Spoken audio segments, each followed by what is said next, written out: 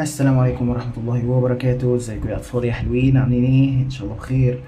النهاردة رجعت لكم طبعا بفيديو جديد. معاكم باشمهندس عبد الرحمن اللي هيجيب لكم مادة الرياضة بإذن الله طول السنة إن شاء الله على خير. عندنا النهاردة الدرس الأول في الجبر اللي هو بيتكلم عن الجذر التربيعي والجذر التكعيبي، وهفكركم برضو بشوية حاجات من المحاضرة اللي فاتت أو الحصة اللي فاتت اللي هتلاقوها على القناة عندي نزلت امبارح. وبسم الله نبتدي في أول الحصة، الدرس الأول في الجبر للصف التاني الإعدادي. عندنا أول حاجة بنتكلم عنها إيه؟ مجموعات الأعداد. مجموعات الأعداد دي اتكلمنا عنها إحنا في الفيديو اللي فات، اللي هو أنتوا هتلاقوه دلوقتي ظهر لكم أصلا في فوق على اليمين أو على الشمال. ادخلوا بصوا عليه بصة لو ما اتفرجتوش عليه، أو لو اتفرجتوا عليه إن شاء الله يكون عجبكم وحطيتوا عليه لايك واشتركتوا في القناة. عندنا هنا إيه؟ أعداد العد. أعداد العد إحنا قلنا الحصة اللي فاتت اللي هي أعداد العد عبارة عن إيه؟ بتترمز، الرمز بتاعها عين، وبتبتدي من 1 إلى ما لا نهاية. احنا قلنا الفرق ما بين الأعداد العد والأعداد الطبيعية ايه؟ الفرق ما بين أعداد العد والأعداد الطبيعية اللي هو الصفر. أنا كده براجع لكم بس مراجعة بسيطة سريعة عشان خاطر نخش على الدرس بإذن الله على طول. عندك الأعداد الصحيحة اللي احنا قلنا بيرمز لها بالصاد موجب والصاد سالب. عندك الصاد موجب اللي هو هنا يساوي العين، ودي ملحوظة أنا ما قلتهاليش الحصة اللي فاتت، سامحوني. الصاد موجب هيساوي الصاد عين. هتقول لي ليه يا باشمهندس الصاد موجب هتساوي العين ليه؟ علشان خاطر الصاد موجب بتبتدي من الواحد، يعني من اللي بعد الصفر لغاية آخر رقم موجب يخطر في خيالك. تمام، عشان كده احنا رمزنا له بالرمز عين برضه، يعني ينفع الصاد موجب تساوي عين، انما الصاد سالب ملهاش اي رمز، بسبب ان هي الصاد سالب هي صاد سالب بس ما تساويش حاجة، بسبب ان مفيش عندنا ارقام سالبة. نكمل اللي وراه. عندك العدد النسبي ده اللي بيترمز له بالرمز نون، وهي ديت الكلام يعني اللي بيدل على وجود العدد النسبي. تمام. عندنا العدد النسبي في ابسط صورة والقيمة المطلقة. كده ابتدينا بقى نتكلم في الدرس الجديد. عندنا العدد النسبي في ابسط صورة ده عبارة عن ايه؟ رقم بيجيب لك رقم، مثلا عندك اهو هنا 6 على 12، تمام، وعايزك تجيبه له في ابسط صورة. هتجيبه له ازاي في ابسط صورة يا باشمهندس يا صغير؟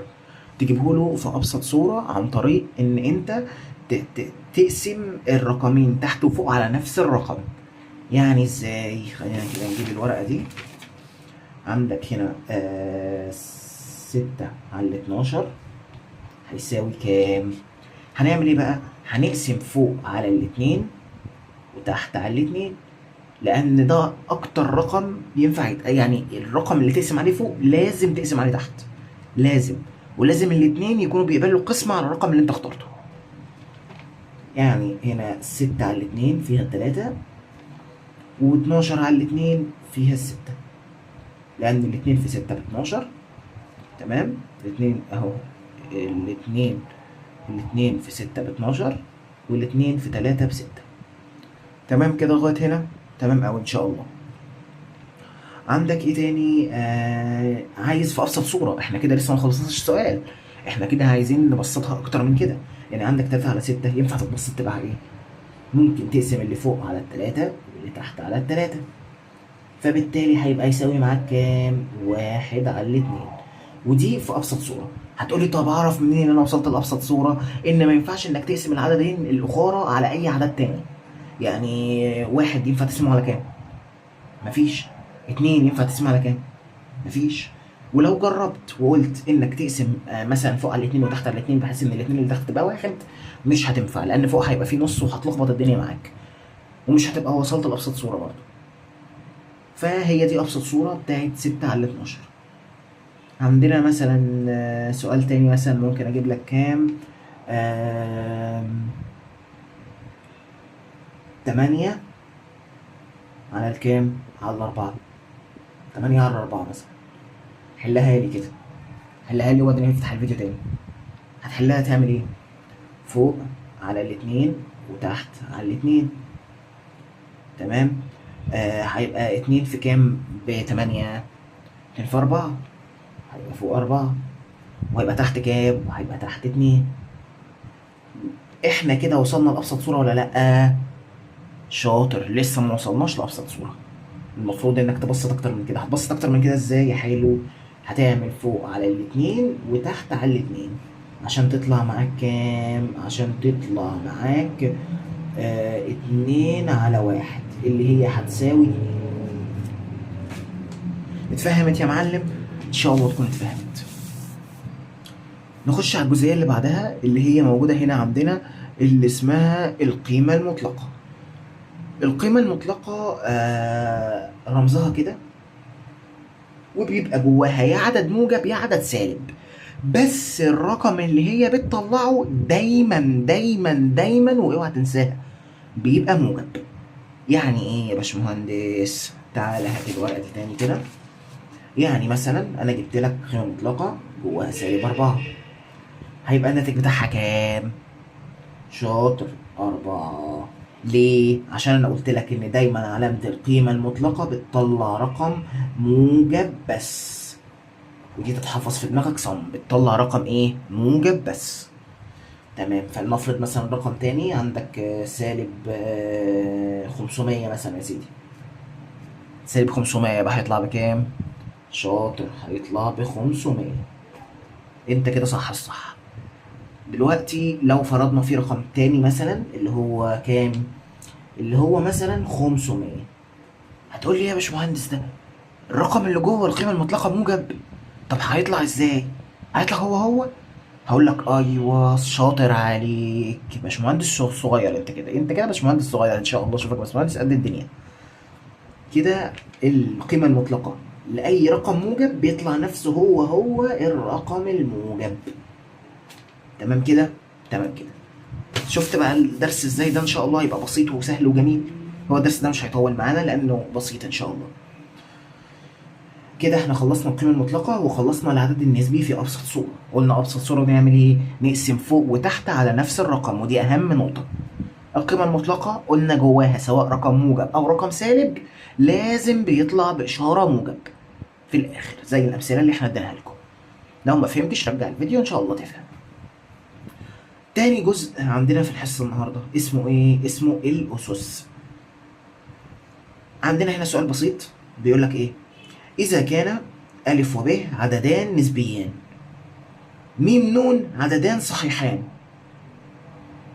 فإن واحد. عندك هنا أ، أنا عايز أديك أمثلة في الحتت ديت عشان ما تتوهش مني. بص عندي هنا مثال مثلا أهوت، أ أس سالب ن. بصوا يا رجالة، دلوقتي احنا لو عندنا أي حاجة أس سالب بتبقى على كام؟ يعني مثلا بص عشان ما تتوهش مني، لا فكك من علامة الكسر. تمام. يعني هنا مثلا 5 أس سالب 15 مثلا. لو أنا قلت لك حول لي 5 أس سالب 15، حول لي الأس الموجب، هتعمل إيه؟ هتعمل زي ما أنا ما هعمل كده. أنت عارف طبعا إن أي رقم صحيح بيبقى على 1. يعني مثلا لو جبت لك 10 بس كده، يبقى اعرف على طول إن 10 دي بتبقى على 1. مليون تريليون اي حاجه من دي بتبقى على 1. اي حاجه اي رقم من الارقام الصحيحه دايما لو انا جبته لك لوحده بيعتبر ان هو على 1. دي طبيعي، دي معروفه، وحتى لو مش عارفها ديك عرفتها، اديني عرفتها لك اهو.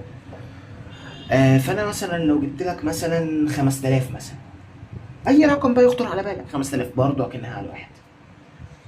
فانت بالتالي لو جبت لك رقم زي ده كده اللي هو 5 أس سالب 15، بتضطر تعمل ايه؟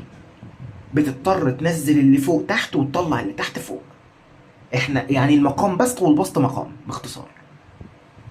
برضه مش عارف انت يعني ايه البسط ويعني ايه مقام والكلام ده. خلاص يا سيدي فكك من الكلام اللي انا قلته دوت، خليك مركز معايا دلوقتي. احنا قلنا دلوقتي الخمسة اي رقم صحيح بيعتبر ان هو على ايه؟ بيعتبر ان هو على 1. الله ينور عليك. دلوقتي لو انا عايز احول الأس دوت لموجب، هتحوله ازاي لموجب؟ هتحوله ان احنا قلنا بنطلع اللي تحت فوق واللي فوق تحت. يعني اهو هتبقى كده 1 على 5 أس كام بقى؟ لا مش سالب 15 بقى، ما انت خلاص بدلت اللي فوق تحت عشان خاطر تتغير السالب. يعني هتبقى 5 أس 15، وتحسبها بقى عادي هتطلع معاك زي ما تطلع. تمام، وتطلعها بقى في أبسط صورة وتظبط الدنيا مع نفسك. تمام. نجيب لك مثال تاني برضه عشان خاطر تكون لزقت الحوار في دماغك. عندك هنا 10 أس سالب 10 مثلا. هتقول لي ايه ده يا باشمهندس، هو ينفع الرقمين يبقوا شبه بعض؟ اقول لك ايوه، وايه المانع؟ 5 أس سالب 5، 10 أس سالب 10، 20 أس سالب 20، مفيش أي مشاكل معاك. حل المسألة وتعامل. الرياضة عبارة عن تفكير، ممكن أنا أحل لك بطريقة وأنت تحل بطريقة تانية، مفيش أي مشاكل. مش معنى إن أنت حليت بطريقة تانية معنى كده إن طريقتك مش صح، لا ممكن تكون طريقتك صح. تمام. فالرياضة عبارة عن طرق كتيرة قوي تقدر أنت تحل بيها، بس أنت تختار الطريقة الأسهل بالنسبة لك. خلينا نكمل دلوقتي. يعني 10 أس سالب 10 هتساوي كام؟ دلوقتي أنا عايزك تقلب لي السالب دوت، سالب 10 ده اللي هو الأس، من إشارة السالب إلى إشارة الموجب. هتعملها إزاي يا برنس؟ هنطلع اللي فوق تحت واللي تحت فوق. الله ينور عليك. يعني 1/10 أس كام بقى؟ أس 10. صح عليك. كده إحنا خلصنا أول جزء اللي هو هنا ألف أس سالب نون هيساوي 1/ألف أس نون. خلينا في الأرقام بلاش رموز عشان الرموز أنا عارف إن هي بتلخبط. 5 أس سالب 1 هيساوي 1/5. طب فين الواحد يا باشمهندس اللي فوق الخمسة؟ هقول لك أنت ناسي إن الواحد في الرياضة لو طلع أس إحنا مش بنكتبه؟ لو طلع الواحد أس أو لو طلع تحت، في الحالتين دولت أنت مش بتكتبهم. يعني إيه؟ يعني عندك هنا مثلا أهوت، خلينا في المثل بتاعنا ده 5 أس سالب 1. تمام. احنا قلنا ايه دلوقتي؟ في واحد تحت بس احنا مش شايفينه. تمام. فهو دوت اللي بيحصل للواحد طول ما هو تحت الرقم، او بيبقى اس موجب خلي بالك مش سالب. يعني لو 5 اس 5 بس، اي رقم مهما كان 5 10 15 20، اعرف اي رقم في الكون هيخطر على بالك ان هو اس واحد. بس الواحد ده مش بيتكتب. الواحد ده ايه؟ مش بيتكتب. وبرضو الواحد اللي تحت ده مش بيتكتب. فهمت بقى احنا ليه لما نزلنا الخمسة في المثال دوت، لما نزلنا الخمسة تحت ما كتبناش الواحد اللي فوقيه؟ ان شاء الله تكون فهمت. دوت اول سؤال معانا. تاني سؤال معانا وتاني ملحوظة مهمة جدا جدا جدا جدا معانا النهاردة، جدا جدا. يعني لو عندك رقمين كل واحد فيهم أس رقم مختلف وبتضربهم في بعض، هتعمل ايه؟ يعني فلنفرض مثلا عندك 3 أس 3 في 5 أس 2. بيقولك طلع نتيجة للرقم ده. انت هتطلعه ازاي؟ بص يا باشا، بص يا برنس، انت دلوقتي في ملحوظة مهمة جدا لازم تكون انت عارفها، ان لما بتضرب رقمين في بعض ينفع انك تجمع الأس. يعني ايه؟ بص معايا. انت عندك هنا 3 أس 3 في 5 أس 2. 3 في 5 بكام؟ ب 15 يا باشمهندس. صح، شاطر عليك، صح عليك. طب والأس هنعمل فيهم ايه يا باشمهندس؟ انت عندك طريقتين. طالما رقمين مختلفين ممكن تفك الأس وتطلع الناتج على طول، بسيطة.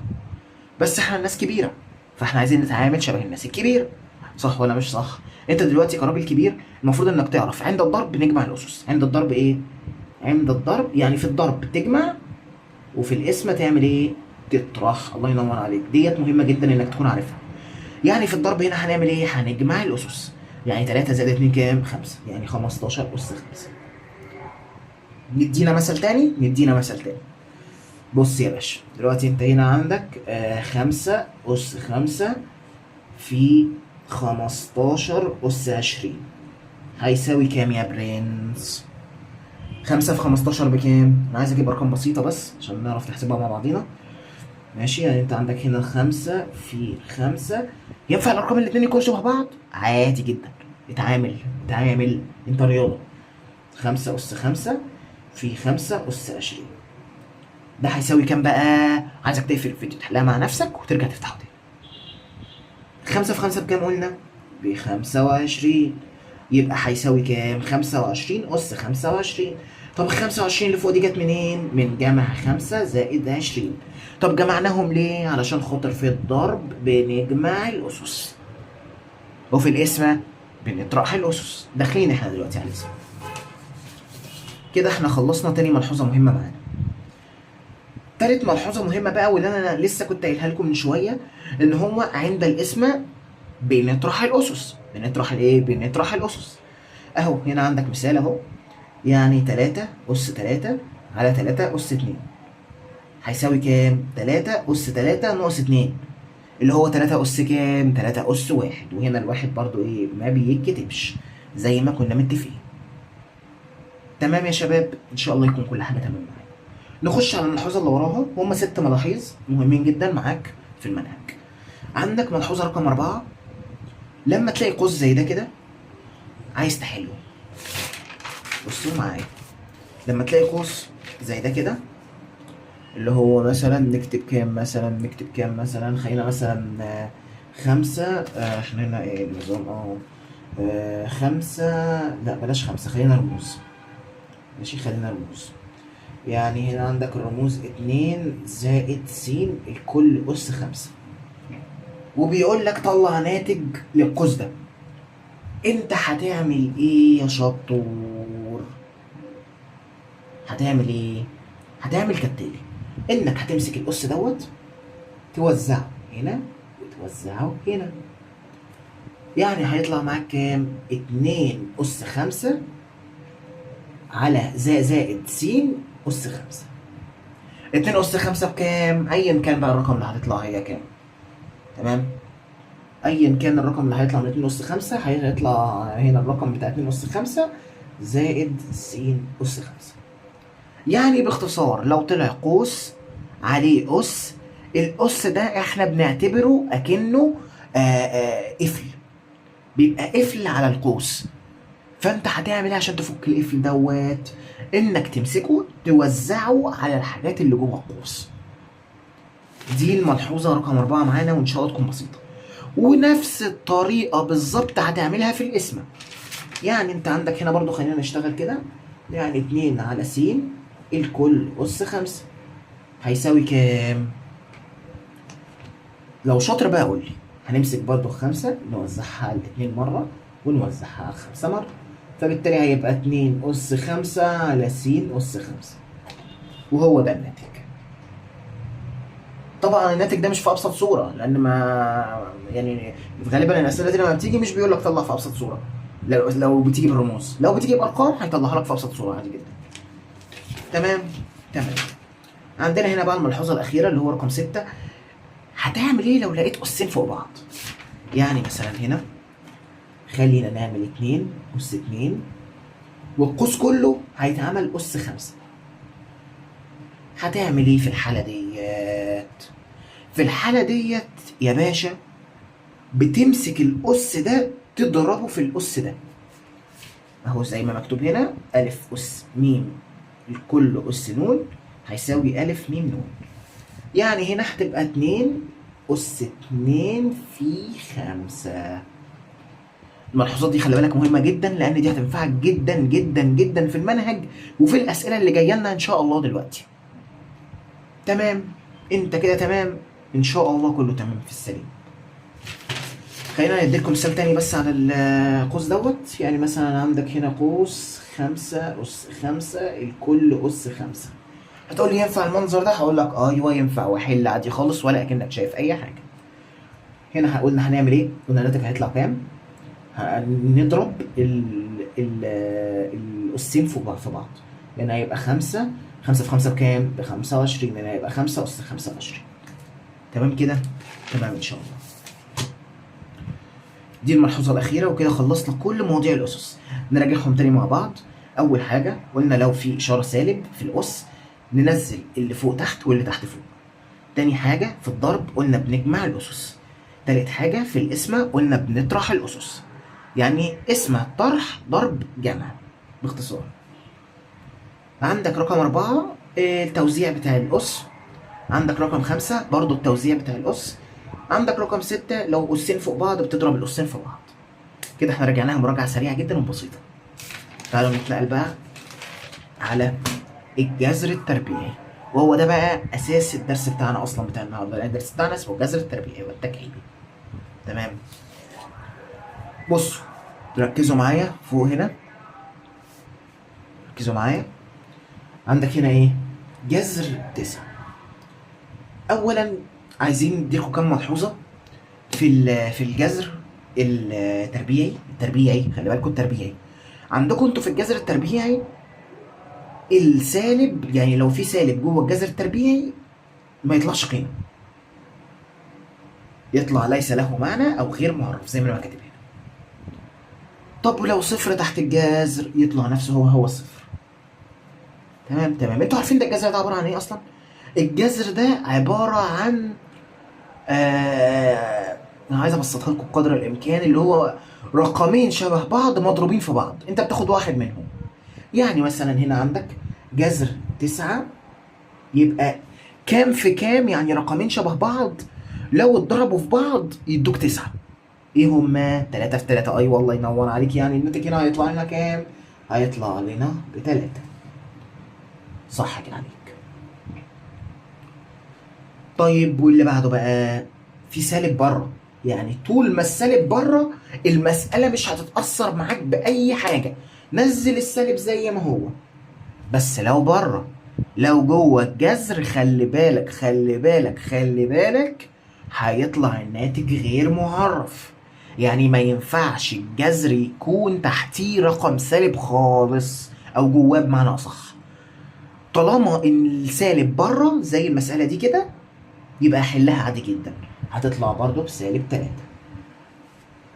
تمام. عندك هنا برضو موجب او سالب، احنا قلنا ايه بقى في المسألة دي؟ اقفل كده الفيديو حلها مع نفسك، انا عارف انك شاطر. بصوا طالما الاشارة بره الجذر بنعمل ايه؟ بننزلها زي ما هي، موجب او سالب. جذر 9 كام؟ قلنا 3. رقمين مضروبين في بعض شبه بعض ناخد واحد منهم. 9 3 في 3، فاحنا اخدنا ال3 دي او ال3 التانية مش هتفرق، لان كده رقمين شبه بعض. الملحوظات احنا قلناها، اللي هي لو جذر تحتيه عدد سالب، وبحذركوا تاني عشان دي بتوقع، لو الجذر تحتيه عدد سالب بيبقى لا يوجد قيمة، اللي هي هتبقى فاي. هنعرف دلوقتي في المسائل اللي جايه. بصوا يا شباب، دي كانت شويه مسائل انا نقيتها لكم، مسائل صعبه يعني فقلت اجيبها لكم. بصوا يا شباب، ملحوظه مهمه جدا جدا جدا جدا جدا جدا. لو عايز تطير الجذر هتعمل ايه؟ هتحط اس 2. انت عندك هنا هو س اس 2 وفوقها جذر، دايما الاس 2 بتطير الجذر، يعني الناتج الاخير هيطلع معاك كام؟ هيطلع معاك س بالموجب فس، لان احنا كده كده عايزين الناتج هيطلع بالموجب، فانت هتحطها جوه قيمه مطلقه. تمام. اهو بص هنا معايا، عندك هنا -3 كل اس 2، برضو الاثنين هتطير مع الجذر، هنطلع -3 جوه قيمه مطلقه، هيساوي في الاخر الناتج كام؟ 3 يا رجاله صغيرين. دي بقى عايزكم تحلوها مع نفسكم، حلوها مع نفسكم، ولو ما عرفتوش افتحوا الفيديو انا هحلها معاكم. خلاص خلصتوا؟ اللي حلها كويس يبقى هو شاطر ومية مية، وخد بوسه مني ليك. اللي حلها غلط مش مشكله خالص، ولا تزعل نفسك. لسه البدايات يعني، ان شاء الله تتعلم من اخطائك. احنا قلنا عندنا هنا الاثنين مع الجذر، الاثنين مع الجذر بيعملوا ايه مع بعض؟ بيطيروا بعض. تمام. فبالتالي اللي هيتبقى معاك كام؟ جوه قيمة مطلقة هيتبقى معاك -2/5، فبالتالي الناتج الأخير هيطلع 2/5. تمام كده؟ لو حلتها كده يبقى أنت شاطر، لو حلتها غير كده يبقى ركز معايا في الخطوات اللي أنا قلتها. تمام. احنا كده خلاص، فاضل لنا كده صفحة، فاضل لنا الجذر التكعيبي بس بجانب المعادلات دي شوية معادلات من فيديو بتاع امبارح برضه انا نزلته عندي على القناه. برضه عايزكم تبصوا عليه، ضروري جدا، لان في حاجات، كل الحاجات ديت اللي انا بتكلم عنها النهارده يعتبر موجوده في الفيديو اللي فات، فهتفيدك جدا وهتفهم قوي ان انا بشرحه لو اتفرجت على الفيديو اللي فات. عندك هنا اول معادله معانا س زائد 2 هيساوي قيمه مطلقه سالب 2. نمشي مع المساله تاتا تاتا واحده واحده. تمام تمام. هنبتدي الاول بايه؟ اول حاجه عايزين نفكها اللي هو القيمه المطلقه. فهيبقى كام معانا الناتج؟ انا عايز ايدي بس ما تتلخبطش عليكم. يبقى س زائد 2 هيساوي 2. الله ينور عليكم، انتوا كده صح. هنقلب الاتنين موجب 2 الناحيه التانيه بعكس الاشاره زي ما انا ما قلت في الفيديو اللي فات، عشان دي معادله. هتبقى س تساوي كام بقى؟ صفر. عادي جدا، خلي بالك ان هي تساوي صفر، مفيش اي مشاكل. فبالتالي مجموعة الحل هتساوي صفر. وهو ده اللي انا كنت عايزه منك في المعادلة. فهمتوها؟ نمشي مع المسألة واحدة واحدة، نمشي مع المسألة بدماغ، ما توترش نفسك، امشي راحتك في الامتحان. وبص يعني امسك حته حته في الامتحان واقعد مع نفسك كده رايق باذن الله في الامتحان، سواء امتحانات الشهر او امتحانات نص السنه او امتحانات اخر السنه. ربنا معاكم يا شباب. عندنا هو السؤال الثاني، س تربيع ناقص 4 يساوي 5. برضه قلنا هنمشي تاتا تاتا مع المساله. خلي بالكم عشان المساله دي فيها تركايه جديده انتوا ما اخدتوهاش لا في الفيديو اللي فات ولا في الفيديو ده. ركز بقى معايا. بص، في ملحوظه مهمه قبل ما ابتدي حل المساله بس عشان خاطر تسهل عليكم. دايما لما يكون في مجهول في طرف لازم نسيبه لوحده في الطرف ده. اي مجهول مهما كان س صاد عين لام اي مجهول، طالما في حاجه مجهوله بتسيبها في طرف لوحدها، والارقام المعلومه بتسيبها في الطرف التاني، بتجمعها بقى مع بعض، تضربها مع بعض، تقسمها على بعض على حسب ما المساله مطلوبه منك. يعني هنا عندنا في المساله مين المجهول؟ عندنا الس تربيع. فبالتالي عايزين نخلي الس تربيع دي في طرف لوحدها. تمام. فهنعمل س تربيع هيساوي، هنمسك السالب 4 دي هنقلبها الناحيه التانيه بعكس الاشاره. هيساوي كام؟ هيساوي 9. طب بقى انا وقفت هنا، انا مش عارف دلوقتي اعمل ايه. بص يا حبيبي، طالما الس فوقيها تربيع يبقى من غير ما تفكر خد الجذر التربيعي للطرفين. تمام؟ طالما الس فوقيها تربيع خد الجذر او المجهول عموما، طالما الرقم المجهول او الرمز المجهول فوقيه تربيع تاخد الجذر التربيعي للطرفين. هتقول لي يعني ايه الطرفين؟ يعني الطرف الايمن والطرف الايسر، او الطرف الايمن والطرف الايسر، معلش. بالتالي هنعمل ايه؟ هيطلع معاك ان طبعا احنا قلنا التربيع بيضيع مع الجذر. تمام؟ فهيبقى معانا السؤال س هتساوي رقمين مضروبين في بعض يساوي 9 شبه بعض. ايه هما؟ 3 في 3. يبقى الس هتساوي 3. يبقى مجموعة الحل هتساوي 3. تمام كده يا شباب ولا نعيدها؟ خلينا نعيدها مرة كمان. عندك الس تربيع ناقص 4 يساوي 5. خلينا نجيب ورقة خارجية. عندك س تربيع زائد 4 هتساوي 5. هنعمل ايه الأول؟ ناقص 4، معلش، ناقص 4. هنعمل ايه الأول؟ هناخد السالب 4 دي الناحية التانية بعكس الإشارة، فهتبقى س تربيع هيساوي 9 لأنك جمعت الخمسة زائد 4. تمام. قلنا طالما الس فوقيها تربيع هنعمل ايه؟ هناخد الجذر التربيعي للطرفين. تمام. يبقى السؤال هيبقى عامل معاك كده، س تربيع وجذر هيساوي 9 تحت فوقها جذر. ده هيبقى معاك بعد ما تاخد الجذر التربيعي للطرفين. تمام. احنا قلنا التربيع بيعمل ايه؟ بيطير الجذر، فبالتالي هيطلع معانا س هيساوي جذر 9 كام؟ قلنا رقمين شبه بعض مضروبين في بعض هيطلع الناتج اللي تحت الجذر. رقمين شبه بعض اللي هو ايه؟ 3 في 3 عندك ب9، فيبقى الس بتساوي 3. يبقى مجموعة الحل هتساوي 3 قوس مجموعة. تمام. كده ان شاء الله يكون كله تمام. السؤال الثالث شبهه جدا بقى، عايزكم تحلوه مع نفسكم. تمام، وظاهر لكم ان شاء الله في الكاميرا. ايوه ظاهر لكم في الكاميرا. السؤال الثالث اهو، س تربيع زائد 25 هيساوي صفر. هنعمل ايه الاول؟ هناخد ديت الناحيه الثانيه بعكس الاشاره، هتبقى س تربيع هيساوي سالب 25. ماشي يا شباب؟ تمام.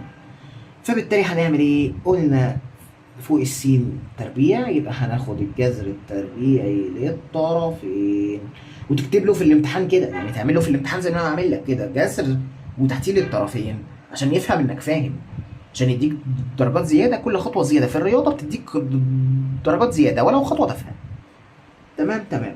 فاحنا عندنا هنا بعد اضافه الجذر التربيعي هتبقى السين هتساوي كام بقى؟ دي محطوط دلوقتي فوقها جذر ودي محطوط دلوقتي فوقها جذر. السين طلعت جذر سالب 25 هتطلع بكام؟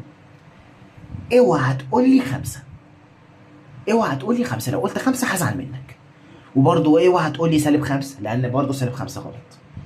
هيطلع معاك السين هتساوي سالب جذر، معلش سرجوع، سالب جذر 25 اللي هي مجموعة الحل هتطلع معاك بكام؟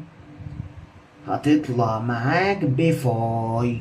فاي ديت زيها زي ليس له معنى اللي احنا قلناها فوق، لما يكون عدد سالب تحت الجذر يبقى ليس له معنى او غير معرف. تمام كده يا رجالة؟ ان شاء الله تكون كل حاجة تمام معاكم. كده احنا خلصنا الجزء كبير جدا، خلاص فاضل لنا صفحة بس ونقفل الحل ده كله او نقفل الدرس. الصفحة الأخيرة بقى عندنا بتتكلم هنا عن إيه؟ بتتكلم عن حاجة جديدة تماما اللي هي اسمها الجذر التكعيبي لعدد نسبي. الجذر التكعيبي أهو شكله، اللي ما يعرفش شكله جذر فوقيه رقم 3. تمام؟ أهو شكله يا شباب زي ما أنتوا شايفين كده.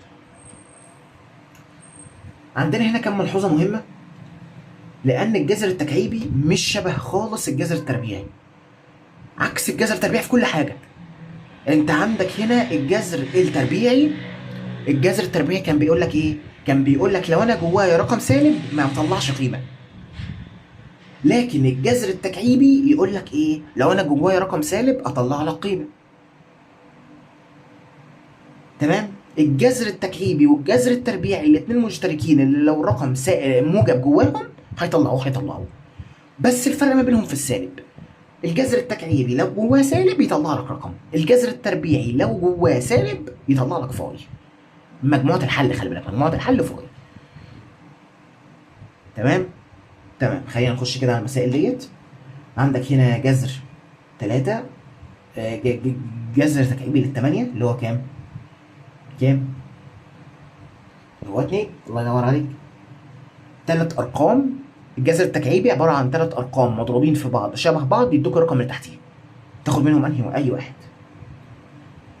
عندك هنا السالب فين؟ والله ينور عليك، السالب بره. معنى كده ان انا انزله زي ما هو، ماليش دخل في الجذر التكعيبي سواء بره او جوه، تنزله زي ما هو لانه هيطلع بالناتج بتاعه اساسا. 3 جذر 8 تكعيب، يعني 8 جذر تكعيبي كام؟ سالب 2. عندك هنا بقى السالب فين؟ جوه.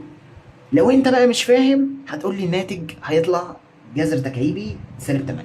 ده لو انت مش فاهم، او لو انت شاطر ومركز معايا بقى طول الحصه ديت هتقول لي كام؟ هتقول لي هيساوي سالب 2. وهنا احبك قوي لان هي هتساوي سالب 2، لان احنا قلنا ايه؟ لو الجذر التكعيبي جواه رقم سالب يطلعه لك عادي جدا من عينين الاثنين. عندك هنا كام ملحوظه مهمه بقى. احنا قلنا ورا ايه؟ قلنا ورا ان الجذر التربيعي او التربيع بيطير الجذر التربيعي او الجذر التربيعي، تمام، بيطيروا التربيع. طب الجذر التكعيبي بيطيروا ايه؟ هتقول لي ايه يا ربي؟ هقول لك 3. يعني اي رقم هيبقى قدامك اس 3 هيطير الجذر التكعيبي معاه. ده يطير ده، وهتشوف دلوقتي في المثال اهو. عندك اول سؤال هنا معانا اللي هو جذر تكعيبي لألف أس 3 تكعيب لألف أس 3. فأنت بالتالي طلعت معاك الناتج كام؟ ألف. هتقولي طب ليه طلعت ألف؟ التلاتة ديت بتطير الجذر التكعيبي، بس فطلعت معاك ألف. تمام كده؟ تمام كده. طيب ولو اللي جوه الجذر التكعيبي مش 3 وما ينفعش يطلع قيمة، يعني زي هنا كده عندك، خلينا نجيب الورقة ديت. عندك هنا جذر تكعيبي لألف أس نون. الكلام ده رجالة خلي بالكم في الجذر التكعيبي والجذر التربيعي ينفع برضه. تمام؟ هيساوي معاك كام؟ في الحالة دي بقى أنت معكش قيمة ولا معاك رقم ولا معاك أس، فأنت هتعمل إيه؟ المسألة مش هينفع تتحل إلا بطريقة واحدة بس، اللي هي إيه؟ تاخد الأس على رقم 3 اللي بره. ده بالنسبة للجذر التكعيبي. بالنسبة للجذر التربيعي بتاخد الأس على الاتنين مش على التلاتة. يعني لو جبناه كده اهو ألف أس نون في الجذر التربيعي. الجذر التربيعي بيعتبر أكنك بره في 2 فوقيه، فبالتالي أنت بتاخد النون ديت على الاتنين، فهيطلع ألف أس 2 على النون على 2 معلش.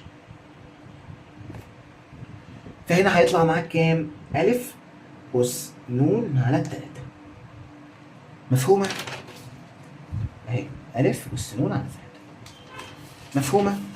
هو ده الجذر التكعيبي، لا في افتكاسات ولا في ملحوظات ولا في لغي كتير شبه الجذر التربيعي. تمام؟ تمام. هنا عندنا مسألة بس بسيطة، اوجد كل مما يلي في أبسط صورة. أنا جايب لك سؤال واحد، هو ده اللي أصعب سؤال يعني أنا شفته. تمام؟ السؤال ده هيتحل إزاي؟ هنا مكتوب لك 64 من 1000 جذر تحت الجذر التكعيبي. هتعمل إيه في الحالة ديت؟ هتحلها عادي خالص. عندك هنا اهو الجذر التكعيبي. تمام؟ هتحلها ازاي بقى؟ هتبقى 64 على 1000. هتقولي طب اشمعنى 1000؟ هقول لك علشان خاطر هي 64 من 1000. لو كانت 64 من 100 يبقى هيبقى على 100 اهو. يعني لو بقت كده، هات الورقة دي، لو بقت جذر تكعيبي ل 64 من 100 هتبقى جذر تكعيبي 64 على 100. يعني انا ايه اللي خلاني كتبت هنا 1000 وايه اللي خلاني كتبت هنا 100؟ على حسب الرقم. تمام؟ تمام. عندنا السؤال ده بقى يا شباب اللي هو جذر تكعيبي 64 على 100. هتبدا بقى تفكه عادي، يعني انت احسن لك السؤال زي ده تحطه على القلم علشان ما تلخبطش نفسك بيه وتلخبط الدنيا معاك كده.